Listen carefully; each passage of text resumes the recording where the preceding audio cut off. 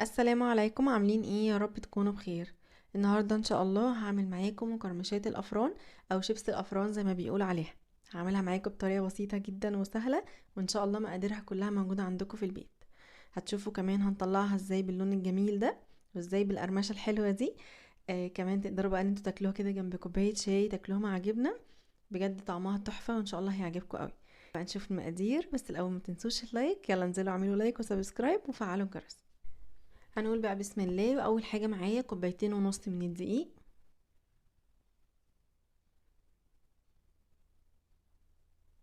كمان معايا نص معلقه صغيره من البيكنج باودر، معلقه صغيره من الملح، معلقه صغيره من الكركم، معلقه صغيره من البابريكا، ونص معلقه صغيره من الكمون، ومعلقه صغيره من صلصه الطماطم، صلصه معلبه، ومعلقه صغيره من السكر، وتلت كوبايه زيت. طبعا تقدروا تستغنوا عن الكركم والبابريكا والكمون كمان لو مش حابينه، بس هو بيدي طعم حلو قوي. الكمون بيدي طعم تحفة، فممكن تستغنوا عنه لو انتوا مش حابينه.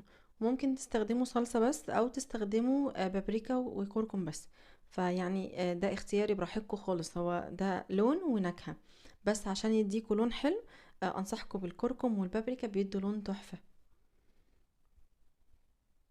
يعني انا عملته قبل كده كذا مره بالكركم والبابريكا، بس ما عملتوش بالصلصه، فقلت المره دي اجرب صلصه برضو، يعني عزز لي اللون اكتر بصراحه، يعني خلى اللون حلو قوي. معايا بقى ميه فتره كده، وهبدا ان انا اعجن بيها العجينه بتاعتي. معايا حوالي كوبايه، واستخدمت منها يعني نص كوبايه ومعلقتين كمان كده. طبعا انتوا عارفين كل نوع دي بيختلف عن التاني، فخلي جنبيكوا كده كوبايه ميه فتره، وابداوا ان انتوا عجنوا بيها. وهسيبها ترتاح حوالي كده ايه ربع ساعه، وبعد كده هنبدأ نكورها. وممكن على فكرة تكوروها الأول قبل ما تسيبوها ترتاح.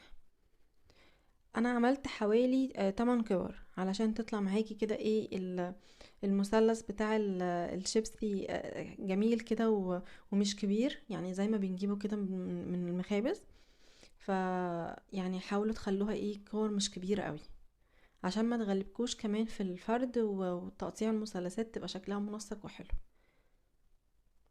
رشيت رشة دي بسيطة كده، وهبدأ ان انا بقى ايه افردها. عايزينها تكون رفيعة على قد ما تقدروا. يعني فاكرين الدوريتوس كده لما عملناه مع بعض؟ يعني مش رفيع زيه، عايزينه يعني اتخن منه حاجة بسيطة.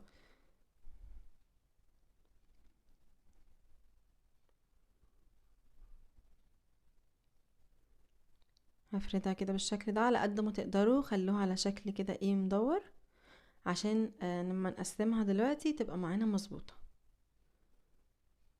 كده انا شايفة ان هي مناسبة قوي. هجيب بقى السكينة واحاول ان انا اقسمها كده بالاربع ارباع، عشان يطلع معايا المثلث بالشكل ده.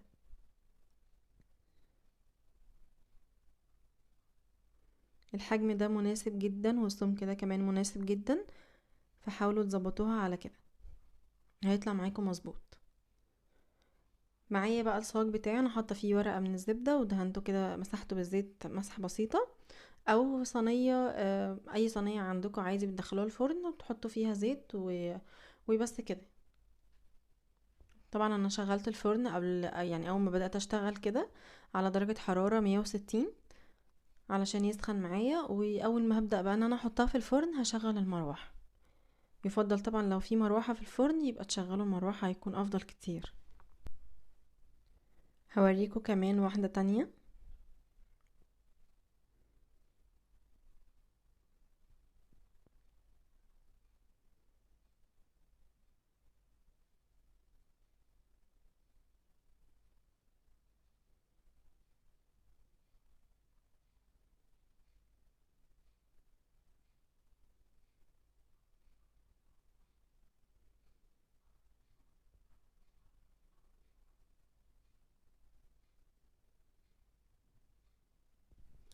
وده بعد ما خلصتهم. معايا بقى هنا بيضايه، حطيت عليها رشه بسيطه من الفانيليا، وهبدا بقى ان انا ادهن بيها كده الوش، عشان لما احط السمسم والجبنه يلزقوا فيها ما يقعوش. طبعا لو في ناس ما بتحبش البيض، ممكن لو عندكم لبن بودر وكمان ربع كوباية كده من اللبن، ودوبوها فيها ودهنوا برضو بيها. بس هو عامة لما بتحطوا على البيض فانيليا ما بيضيع الريحة خالص، ما بيكونش فيه اي ريحة. هندهنه بالشكل ده كده.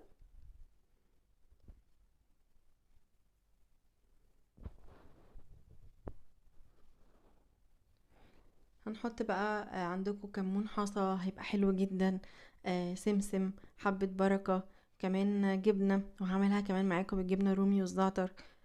فيعني بتبقى بجد طعمها حلو وريحتها كمان حلوة جدا. دي الجبنة الرومي، بتكون مقطعة كده صغير، يعني مبشورة ناعم، ولو فيها قطع كده بسيطة برضو بتكون حلوة قوي، بتبقى شبه بالظبط اللي بنشتريها.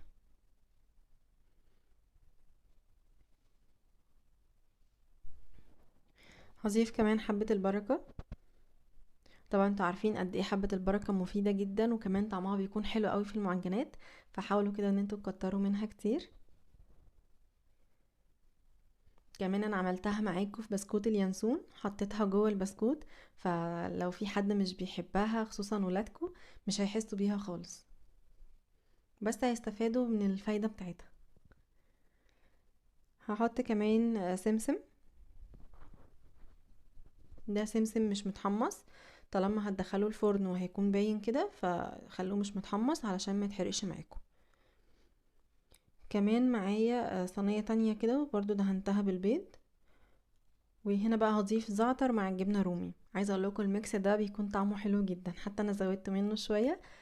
طعمه جميل جدا، هيعجبكم قوي، خصوصا الناس اللي بتحب الزعتر، متأكدة ان هم هيحبوها قوي.